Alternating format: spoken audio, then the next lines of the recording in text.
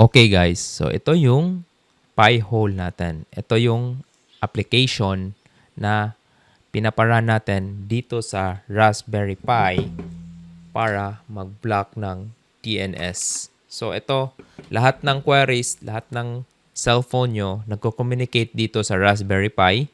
Dito siya nagtatanong kung anong web o IP address pagpapunta dito sa roblox.com. Kaya ito yung function. Dito pa lang, pwede mo na siya kasing ibig sabihin na kung pupunta ka sa Roblox, stop.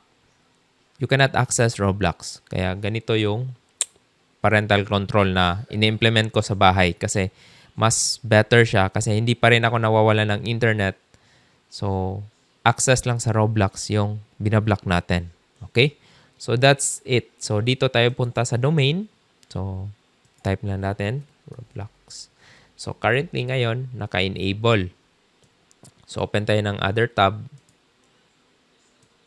So, click nyo yung Roblox. So, yun. Trouble finding the site. Ibig sabihin, even the games cannot play. Kasi naka-enable yung natin, parental control.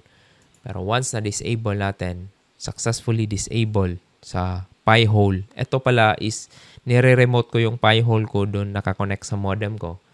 Then, once na-access natin ulit yung Roblox, and then becomes accessible ulit. Okay? So, ganun siya ka okay na blocking. So, for example lang, gusto natin patayin ulit.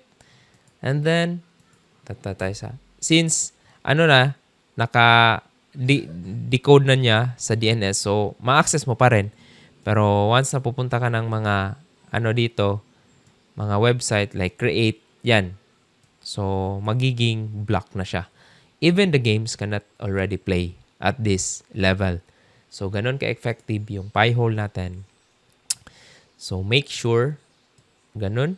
So, yun. Salamat and hopefully this becomes accessible to you and magagamit nyo sa future blocking.